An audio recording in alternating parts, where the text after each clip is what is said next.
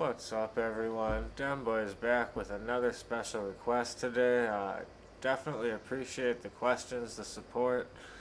It's been a real fun day for me. Man, we're just moving along. Hit over 100 subscribers. This has been going for 5 weeks. I couldn't be happier. Spread the word, tell a friend, like, comment, subscribe if you haven't. If you have a question, as you can see, I appreciate it. This one is for Daddy Daughter. Shout out to you. He said, "Look, sometimes I got a problem getting quick snapped when I'm trying to set up the free runner. What tips, what little things can you help out? What advice do you have?" And as I think about it, yeah, when I was trying to put this all together, I knew that as far as setups went, it was pretty quick, but still difficult. This year it just is what it is. We don't have a lot of time, right? So first tip that I can give you is just turn off auto flip. I always was a big auto flip guy. Just turn it off.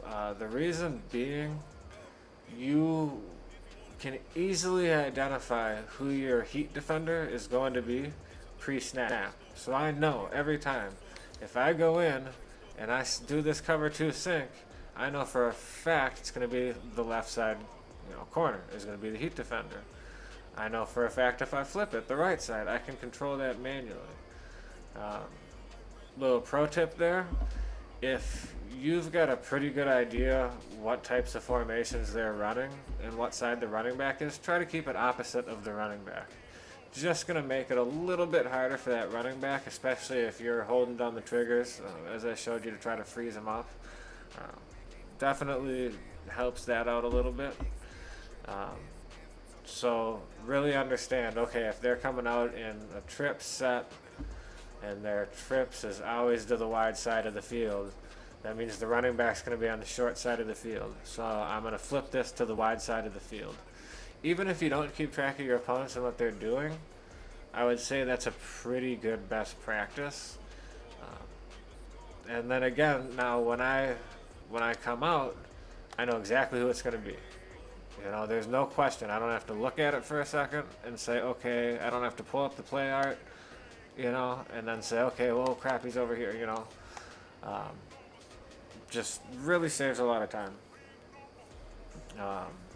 Also, another thing that I've found, like if I am going to adjust my DT on the way to, and I'm going to use this linebacker here or something like that, let's say, understand the quickest way may not be to go like, this and then X and bring it up.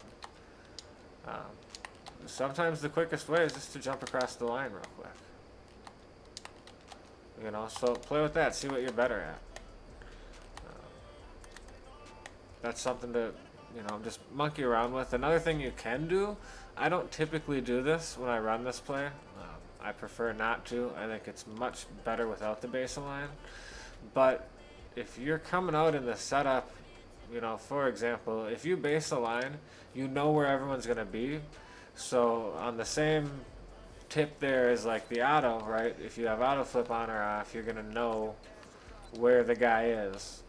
Well, if it's easier for you to just go ahead and base a line just so you know where he's going to be, right? You just base a line, boom, now you know.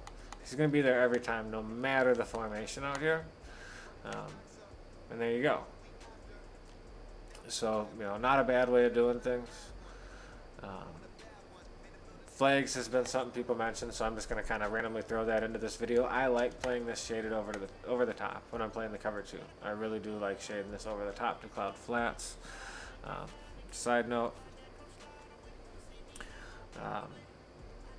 and I think this is probably the most important thing, and I want to highlight this with the DB Sting. So what we're going to do, choose new play. Just so they come out in the proper area.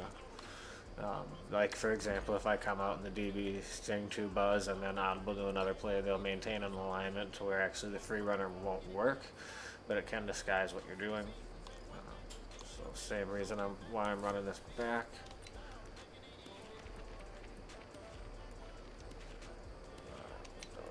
Let's go against Bunch. And this is really the next most important thing that I want you to know is when you hit B, you need to understand where you're headed. Okay. So what I mean by that and why I picked this play, this has become my setup for this play, and I think this piece of advice can save you a ton of time coupled with the other ones on this particular play anywho. So we come out, of course, we go ahead and get our contain in, we move our heat defender into position. Now, from here, when you hit B, you go to the other slot corner, boom. So what I've actually started doing when I'm running this blitz is something like this. And now I'm usering on a DB so I can get all the animations faster probably than a linebacker. And it's super quick because I have to be here. I have to, right? I have to move him into alignment. So if I have to be here and I just hit B once, it brings me to the next guy, I can quickly get in. You know, and then if you want to man someone up on the running back and then just kind of rover, whatever. Usually I just go balls to the wall heat. You know, I might switch to him, bring him in, you know, and go something like this, and then whatever, if I get quick snapped, okay, I'm using this guy. Not the end of the world. So that's definitely really important to note when you're bringing the zero blitz. Anything really, any of these setups. So again, just to kind of show you, let's say you were on this linebacker the play before using, right? So now this is going to bring you to the next linebacker, then outside and outside. So if you're here, you know, you can actually get through these, you know, these few guys pretty quick. So I think it's definitely real important to just spend a few minutes in practice mode. Figure it out, you know, are you quicker, you know, manually moving one by one, or if now that you know where it's going to be next, is that maybe the play for you? In this zero blitz, this is always the play. So much quicker. I mean, if I go like that versus that, that saves me a ton of time, and now I can really, because the last thing you want to do is be not set on a zero blitz, because that's how much room a zero blitz leaves you for error. None, or it's a touchdown. So that's the most important one I can give you. One last piece of advice on squads.